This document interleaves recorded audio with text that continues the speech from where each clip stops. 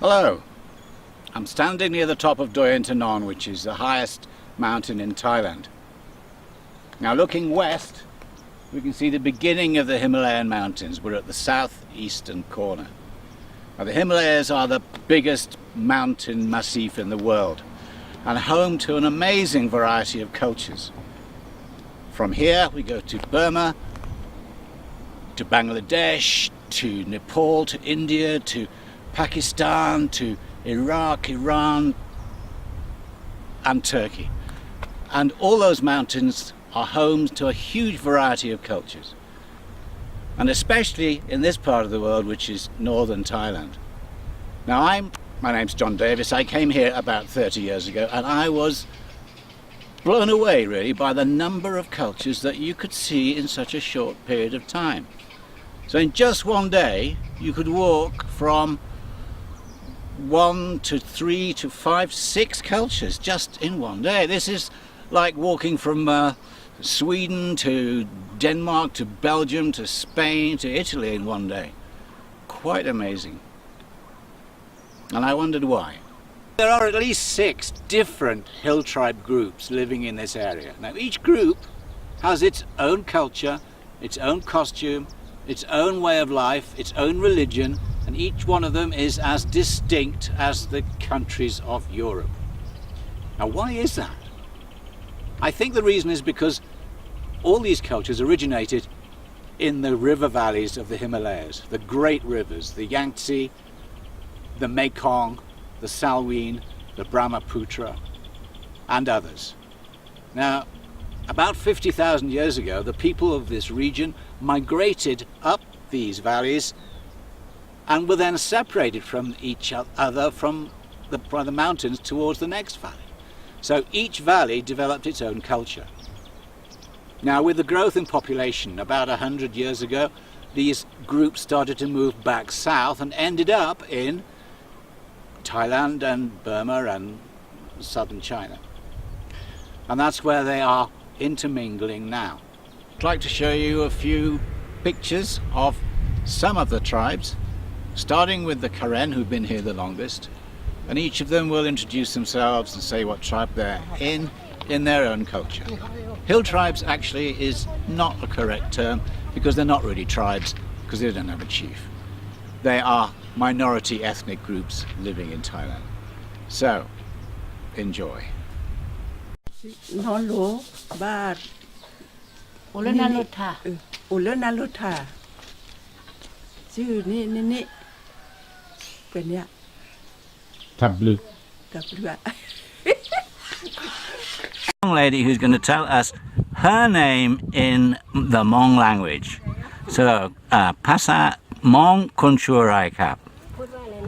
ภาษามอญกุลุ่มไปหัวจัว Oh, that's beautiful, Mac. Very nice, thank you. ว่าอาซามิลิซูมา ว่าสมีดิซู And they're working on a tea plantation in Doi Mae Salong, way up near the Myanmar border. Thank you. ชื่ออาคา กลาฮือมาชื่อมิลา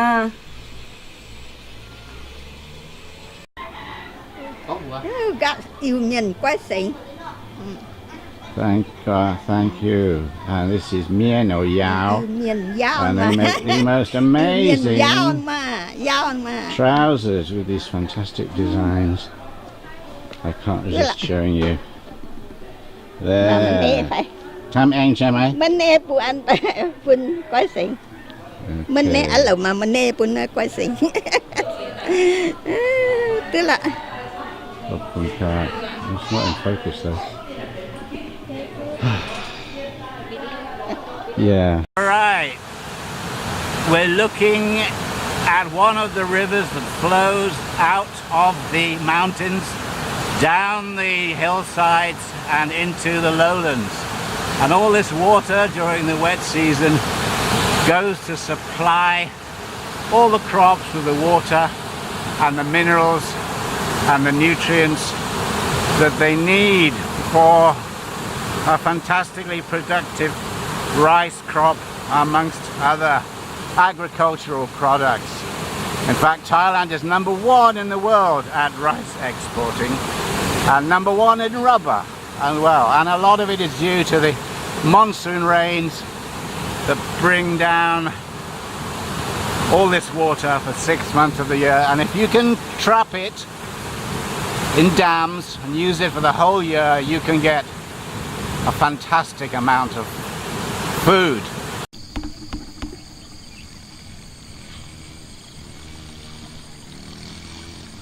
Right, what we're looking at here is rice fields. Now this is lowland rice, or paddy rice as it's called. And as you probably know, rice is the staple food for more than half the population of the world.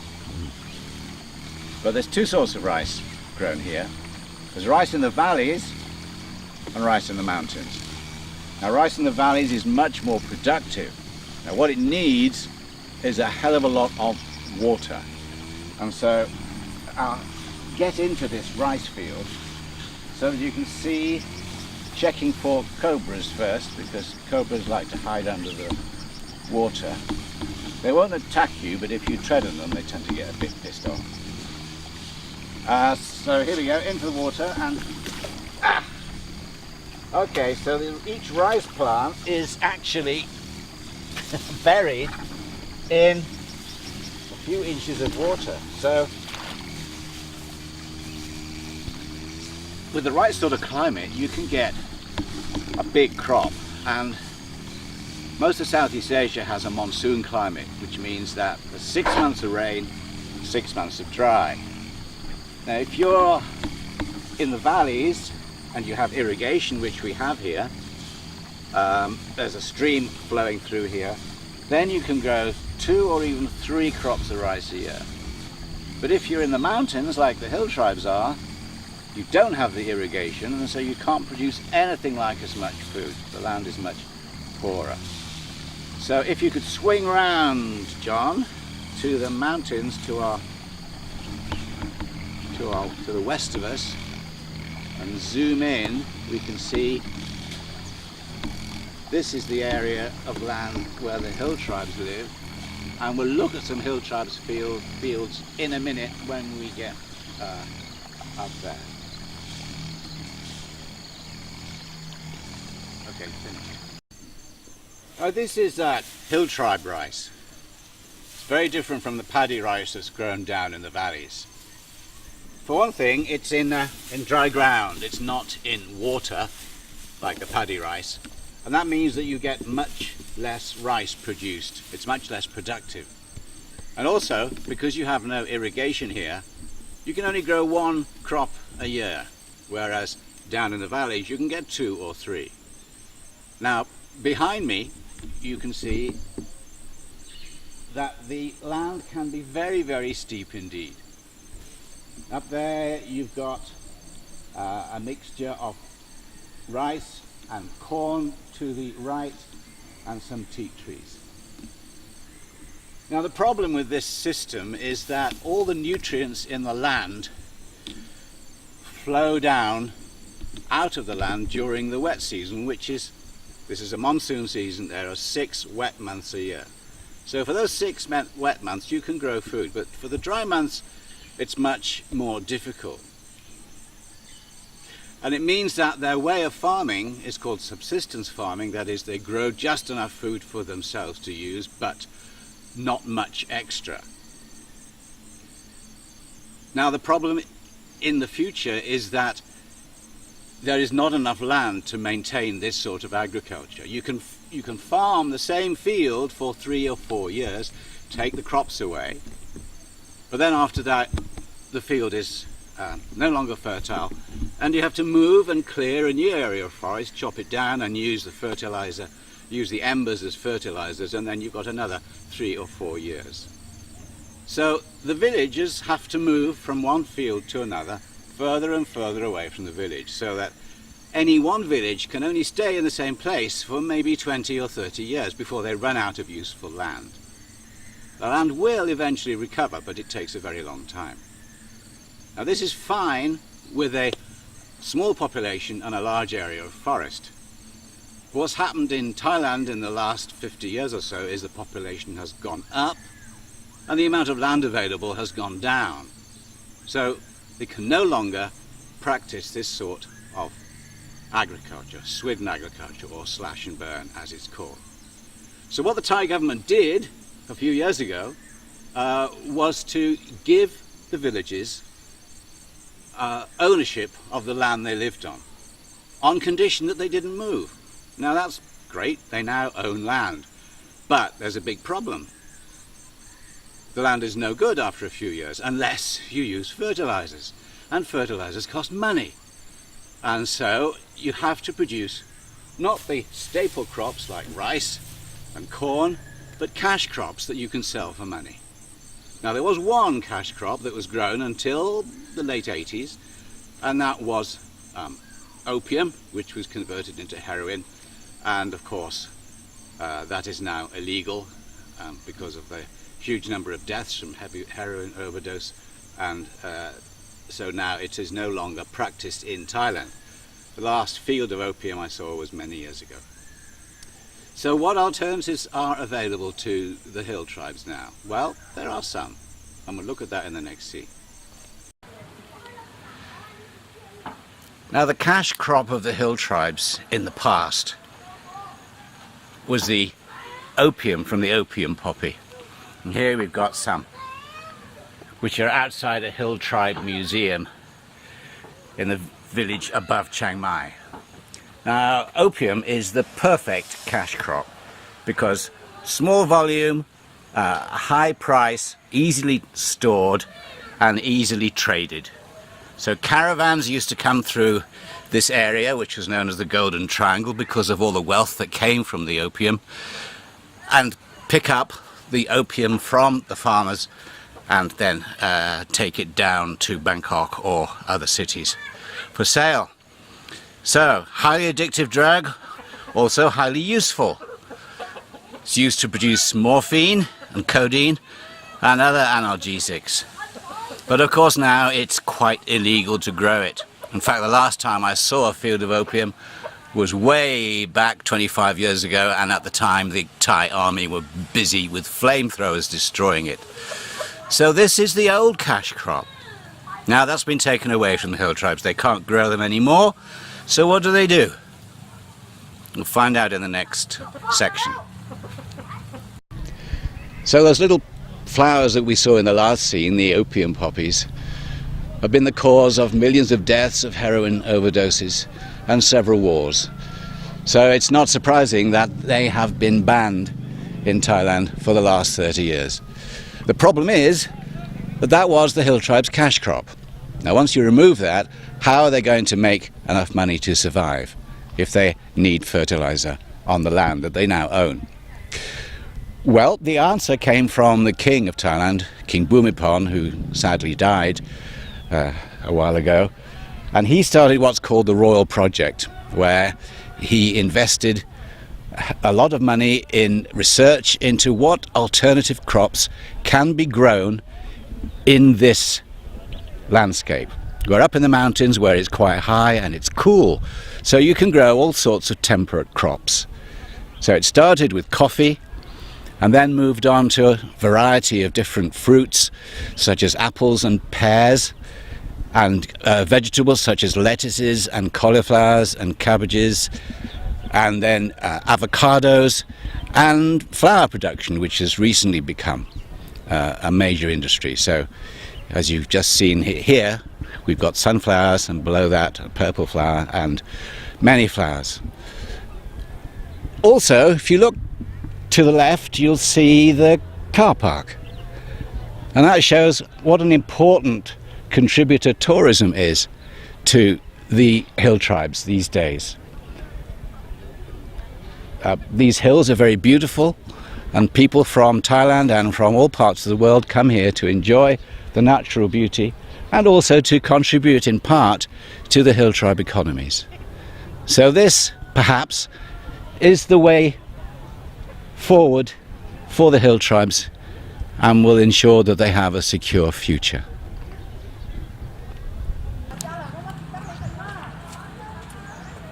I'm at one of the hill tribe markets just to show you what sort of produce they're producing. So on the left here we have cos lettuce, and then peppers, large peppers, and then eucalyptus, and another sort of lettuce, and onions, and then we have tomatoes, cherry tomatoes, thank you, and sweet potatoes. This is not sweet And- potato.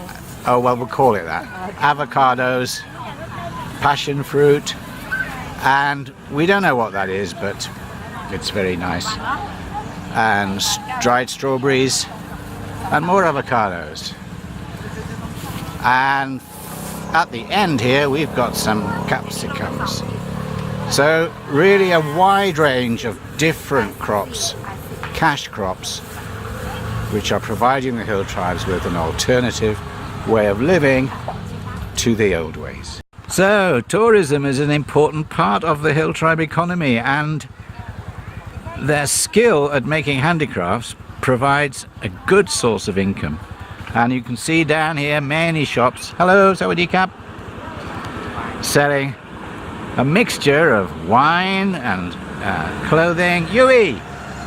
Oh. And wine, and homemade wine, and more textiles, and so on. And the quality of their handicrafts is sometimes quite amazing, and all handmade by the villagers, although not that t-shirt. Okay, so these are all Hmong designs, and we go to another part of Thailand and we'll find Lisu designs or Karen designs or Yao. Yao is my favorite. Okay, so lots and lots of interesting, beautiful textiles to buy. Now all the hill tribes, except one, are animists. And what does that mean? It means that they believe in a number of spirits that control the life of them, the village. So there are spirits of the land, and spirits of the water, and spirits of the trees, and most importantly the spirit of the ancestors. And it's an important part of their lives is to keep the spirit world in balance with the human world. So the spirit of the land, for example, you must ask his permission before you clear an area of forest. To the hill tribes, it's a crazy idea to own land. Now recently they've been given it, but it's a very, very new concept for them. So this may be to the spirits of the rivers or the land, and every now and again sacrifices will be made to those spirits to keep them happy. Okay, now there's a number of spirits around here. There's one way over there, but the main one down to the left there, John, with the roof, is to the spirit of the village itself. Now his name is Apamo, so let's go down and have a look at his shrine. Now this is the shrine to the spirit of Apamo, who is the god of the Lisu village. Now what exactly that means is really hard to try and find out, but I'll put it as he is the collective consciousness of all the people in the village. And he has to be worshipped regularly, and he provides protection for the village. Every year there will be a great feast in his honor, and every time anybody is sick or needs a consultation about anything, Apamo will be consulted through the most important man in the village, which is the shaman, because the shaman is the only person who can talk directly to the spirit world. Now the shaman is the repository of the culture, because these people do not have a written language, and he is an extremely important person. So here you can see, in defending the village, with spears, axes, and even in this modern age, an AK-47. Well, I don't know, a machine gun of some sort. And on the other side you have similar weapons of defense. And all these incense sticks are burned regularly to keep the god Apamo happy. Alright, I'm sitting in one of the shelters that most fields in Thailand have, because people may have walked a long way to get here to do their farming, and then they have lunch. They don't go home for lunch, they have lunch in the field, so they have these little shelters which are basically for picnic lunches. Right, now I think we've seen that the hill tribes are in trouble, and in fact the cultures of hill tribes maybe will be extinct in a generation or so. Now, cultures come and cultures go, empires rise and fall. Does it matter if these hill tribe cultures do disappear? Well, I think it does. I mean, if a species of large animal were to become extinct, like a tiger or a panda, then there would be public outcry. But if a culture vanishes, it's almost like no one will notice. But it's more than just a culture. It's a way of thinking about the world. It's a method of farming. It's a type of medication. Who knows what things these hill tribe cultures know that we don't know. And also, we are now living in what is rapidly becoming a monoculture of Western materialism. It's spreading all around the world. Now, is a monoculture good? No, it's not, because you lose flexibility, you lose the ability to adapt to changes in the world. Whereas if we have lots of cultures, then there's more chance of some of them surviving and doing well, and I think that's why it's important that we try to keep these cultures alive. And I really do hope that a Karen or a Hmong or a Lisu, in 50 years' time, if you ask them what nationality they are, they will say, I'm Hmong, or I'm Lisu, or I'm Aka, and not I'm Thai, which is what a lot of them are starting to say already. And I think that's rather sad.